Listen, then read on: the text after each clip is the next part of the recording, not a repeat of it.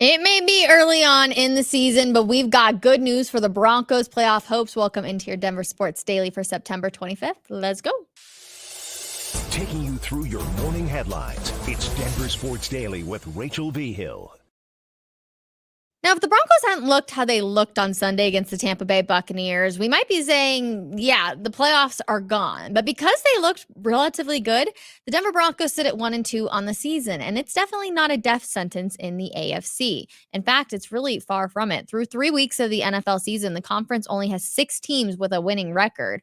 And of course, 7 teams will make it from the AFC. So let's just start off with the 0-3 teams. I don't think anybody saw Cincinnati starting off 0-3 or the Jacksonville Jaguars, but both teams laid an egg on Monday Night Football and remain winless. Then we go to the teams that are 1-2. The Broncos also in that mix, but a team like the Baltimore Ravens with Derrick Henry now, I thought that they were going to be 3-0 starting the season off nice and hot. Or what about the Miami Dolphins? Now, obviously, with Tua Tagovailoa dealing with the concussion, they're having to try and figure out their quarterback situation. So that one seems a little bit more.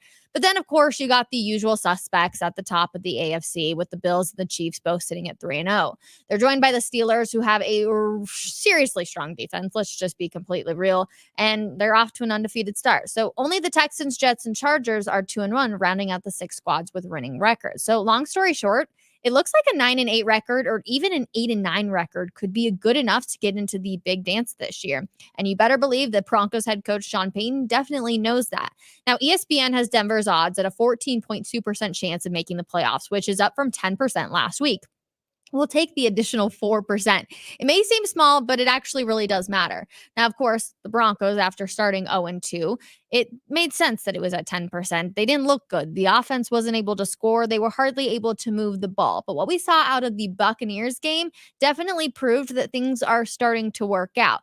Now, they've got a massive test this weekend as they obviously travel to take on the Jets. And last time they played them, we all remember it was Hackett's revenge game last fall with New York winning 31-21 here in the Mile High City. Now, the odds makers are thinking that the Broncos will drop to the Jets by a little less than a touchdown.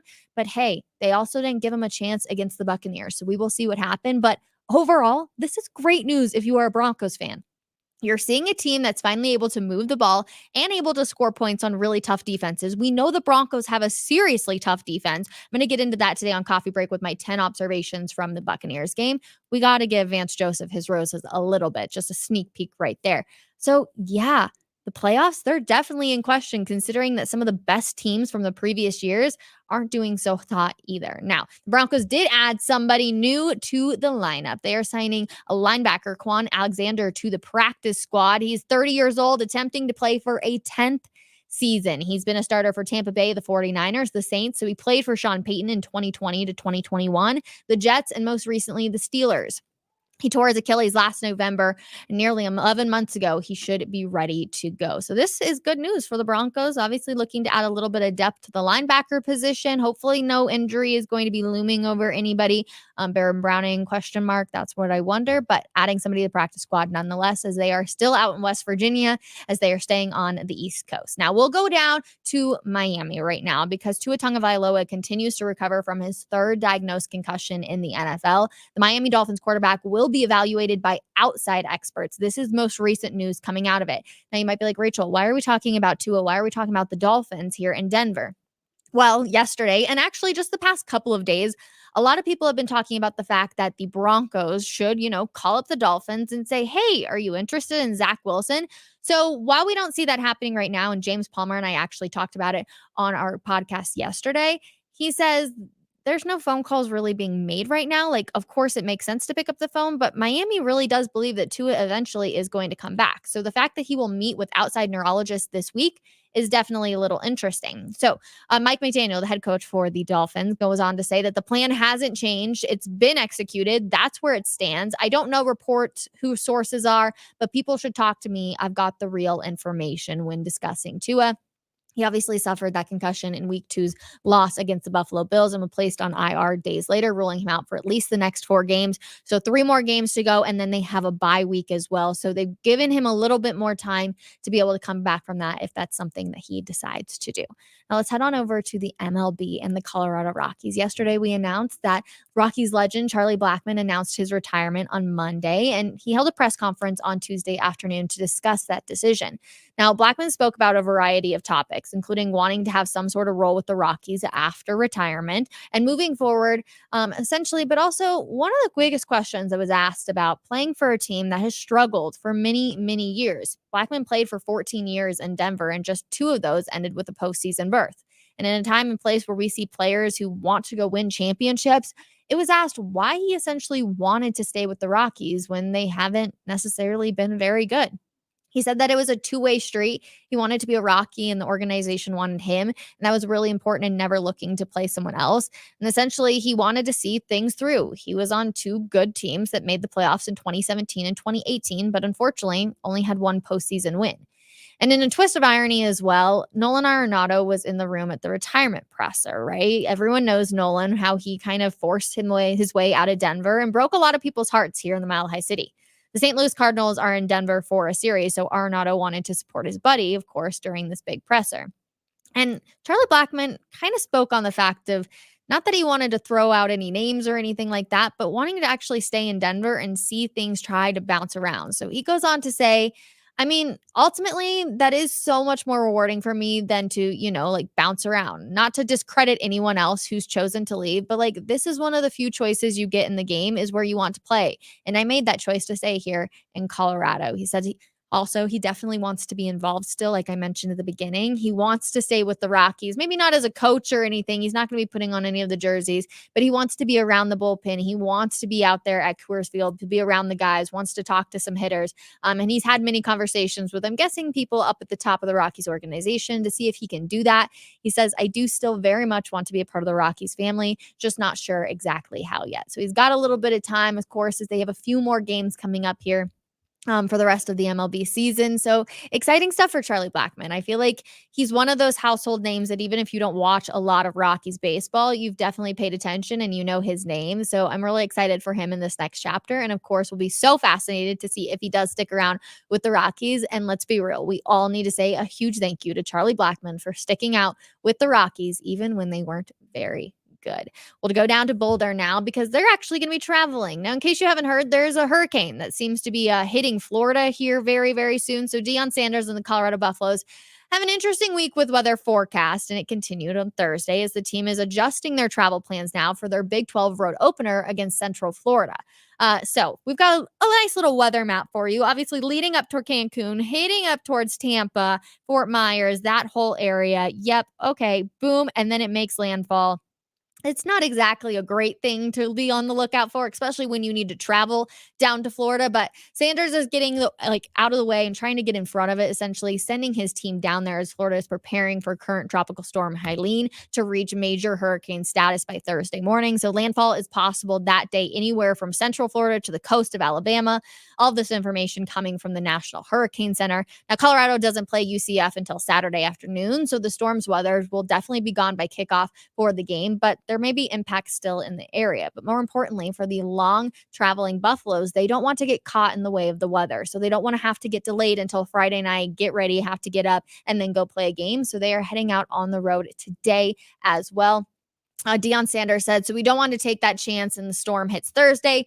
Now we can't get there until Friday morning, and now it's a rush. So we're trying to get ahead of the curve, which is honestly, it's smart to do. A lot of these guys can do school from pretty much wherever nowadays. So get down there, get acclimated. They've already secured their practice facilities. So we'll see how they play on Saturday, of course. But yeah, essentially, they're hitting the road today, trying to get down there. The truck's already on their way with all of their equipment, and we will see. Now, Colorado is entering this week as a 2-touchdown underdog as well, so it's going to be a good matchup. We'll see what the Buffs are made out of course, while they play down there in Florida. Now, one team we do know about, and one team we do not talk about very often, is the Colorado Rapids, and they are playoff bound. After finishing bottom of the West in 2023, the Colorado Rapids have clinched a spot in the Audi MLS Cup playoffs, joining the reclamation project under first-year head coach Chris Armaz. He says, "I'm proud of these guys because that's a big accomplishment for a team that was picked, to finish last in the Western Conference. Since then, they went out and got a Rocky Mountain Cup, a Champions Cup spot, and an MLS Cup playoff berth in a conference that I think is very, very good. They are third in the West currently and could keep climbing with 4 matches remaining through decision day, which will happen on October 19th. So the Rapids already in the playoffs. The Broncos odds are looking up if they continue to play well. The Buffs are looking relatively good. I feel like we're just talking about teams that are continuing to win, and hopefully that continues this week with lots of good stuff on the horizon. All right, comments. How's everyone doing? Are we feeling good on this Wednesday? It feels like it should be Friday, but it's only Wednesday, so we're getting there. Good morning, Broncos country. Good morning. Hey, Rachel, what's going to be your last name after you get married soon? Don't worry. My last name will be staying the exact same for purposes of work, so don't worry. It'll be Rachel V. Hill from here on out. That way you guys can always be able to find me wherever, but yes. Oh, yeah, and she's keeping V. Hill professionally at least. Thanks, guys. Appreciate it. Let's see. Tua is crazy to come back. He's going to be like a vegetable if he continues to play football. This is one of those, really hard topics because we can't control somebody's lives and everybody has a different decision on what they want to do, right? We've talked to different people. James Marilla on Monday on Coffee Break said that if it was his kid, he would tell him to hang it up. If it was him, he would tell him to hang it up. But nobody knows what's going on into his life. Nobody knows what's happening besides him and his family. So it's hard to say that. Concussions are no joke. And obviously we see a lot with CTE now. And all of the, medical advice that is given, I'm sure he's going to be given the very best and make the decision that is best for him and his family as well. It's just honestly really unfortunate that it's even come down to this. That's, I think, one of the hardest parts about all of it is the fact that, he's had now 3 major concussions. So you just feel for him and his entire family. Let's see. Dun, dun, dun, dun. Let's see. Bud Black should have been fired already. How long has he been the manager? I have gone on so many shows and talked about this because I just do not understand why Bud Black still has a job with the Colorado Rockies. Now, that's not to say Bud Black's not an amazing person. He is so kind. He loves Colorado. He loves the Colorado Rockies. But when you don't win for so long, typically you tend to lose your job. Now, a lot of people have discussed this, and I have, like I said, gone on many rants about it. But the one thing that I have learned about the Colorado Rockies organization is that they care so deeply for their staff members, for their players. And that's why so many people want to stick around here. And I mean, Charlie Blackmon's a great example of that. Of he probably could have gone elsewhere to try to win more, but he loved it with the Rockies. He loved the coaching staff. He loved management. And I think it's the kind of the same thing for Bud Black of like, yeah, he hasn't been fired, but I think management just really loves Bud Black. They love him as a person. And yeah, it's hard as a sports fan because you want your teams to win. But at the end of the day, these people are real people with real jobs and real feelings. And it just seems like management wants to keep good people around, even unfortunately, if that means they're not winning. So that's the one thing I've learned about being, covering the Rockies for the time that I have is that they really deeply care about their people. And sometimes that can come at the cost of winning, unfortunately. Let's see. Charlie was a very loyal player for us, and you don't see that loyalty in the game no more. Mile high salute. I totally agree. You do not see that loyalty. You want to see players who go out there and win. So it is crazy to he never really got that. He got 1 playoff win in his entire career that he played here. Like, think about that, how hard that is. Any other player would be like, I'm out of here. Like, I want to go win.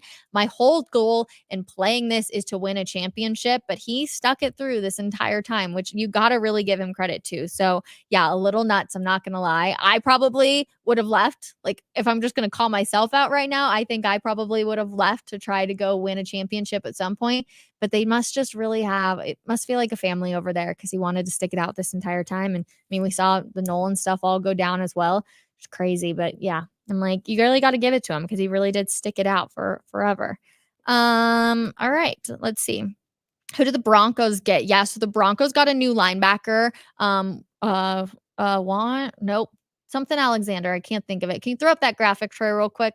I'm like blanking on his name real quick. Kwon Alexander. He's been a starter for Tampa, San Francisco, the Saints. So he played for Sean Payton, the Jets, and the Steelers, coming back from a torn Achilles. So it'll just add a little bit of depth. It makes me wonder if there's some news we're going to find out about Baron Browning here in just a little bit as well. So many people are saying, like, congratulations on your wedding. God bless. Thank you guys so much. I appreciate all of the love. You guys got me for a few more days, so please come keep hanging out with me.